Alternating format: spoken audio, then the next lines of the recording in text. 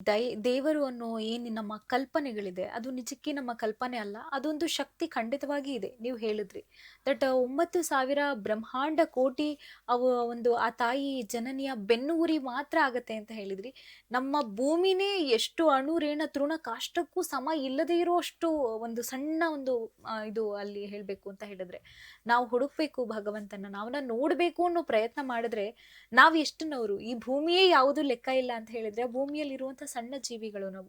ಭಗವಂತನನ್ನ ನಾವು ಕಾಣಬೇಕು ಅಂತ ಹೇಳಿದ್ರೆ ಖಂಡಿತ ನಾವು ದರ್ಶನ ಮಾಡ್ಬೋದಾ ಆ ದೇವಿಯ ದರ್ಶನವನ್ನ? ಇಲ್ಲ, ದೇವಿ ನಿಮ್ಮೊಳಗೆ ಇದ್ದಾಳೆ.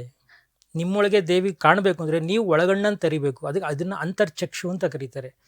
ಅಂತರ್ಚಕ್ಷು ಜಾಗೃತ ಆಗದೇ ಇದ್ದರೆ ಹೊರಮುಖವಾಗಿರುವಂಥ ವಿಗ್ರಹಗಳ ಸ್ಥೂಲ ರೂಪವನ್ನೇ ಪೂಜೆ ಮಾಡಿಕೊಂಡು ಅದೇ ದೇವರಿಂದ ಮನುಷ್ಯ ಸತ್ತು ಬಿಡ್ತಾನೆ. ಅದೆಲ್ಲ ಇಲ್ಲ. ಆರಾಧನೆಗಳು, ಅವತಾರಗಳು ಇವೆಲ್ಲ ಆಗಿರುವಂಥದ್ದು ಯಾವಾಗ ಆಗಿದೆ? ಇದೆಲ್ಲ ಕೋಟ್ಯಾಂತರ ವರ್ಷಗಳಿಂದ ಆಗಿದೆಯಾ? ದುರ್ಗೆ ಹುಟ್ಟಿದ್ಯಾವಾಗ? ಸಂಹಾರ ಮಾಡಿದ್ಯಾವಾಗ? ರಾಮ ಹುಟ್ಟಿದ್ಯಾವಾಗ? ಕೃಷ್ಣ ಹುಟ್ಟಿದ್ಯಾವಾಗ? ಯೇಸು ಕ್ರಿಸ್ತ ಹುಟ್ಟಿದ್ಯಾವಾಗ? ಮಹಮ್ಮದ್ ಪೈಗಂಬರ್ ಹುಟ್ಟಿದ್ದಲ್ಲ ಯಾವಾಗ? ಇದೇ ಭಗವಂತನ ಕಲ್ಪನೆ. ನೋಡಿ, ಇಲ್ಲಿ ಯಾವ ವ್ಯಕ್ತಿಗಳನ್ನು ಆರಾಧನೆ ಮಾಡಿಲ್ಲ, ಕೇವಲ ಶಕ್ತಿಯನ್ನಷ್ಟೇ ಆರಾಧನೆ ಮಾಡಿದ್ದಾರೆ. ವ್ಯಕ್ತಿಗಳಿಂದ ಅದಕ್ಕೆ ಸನಾತನ ಧರ್ಮ ಇರುವಂಥದ್ದು ವ್ಯಕ್ತಿಯ ಆರಾಧನೆಗಲ್ಲ, ಶಕ್ತಿಯ ಆರಾಧನೆಗೆ. ಮೂಲ ಸೂಕ್ಷ್ಮ ರೂಪ ಏನಿದೆ ಅಂದರೆ ಸೂಕ್ಷ್ಮ ಶರೀರ, ಕಾರಣ ಶರೀರ ಅಂತ ಕರೀತಾರೆ. ಇವನ ಎರಡನ್ನೂ ಬ್ಯಾಲೆನ್ಸ್ ಮಾಡಿ ಇವೆರಡನ್ನೂ ನೋಡುವಂಥವನು ಮಾತ್ರ ಒಳಗೂ ಹೊರಗೂ, ಅದಕ್ಕೆ ಒಳಗೂ ಹೊರಗೂ ವ್ಯಾಪಿಸಿರುವಂಥ ಭಗವಂತನ ಕಾಣೋದಷ್ಟೇ ಸತ್ಯ.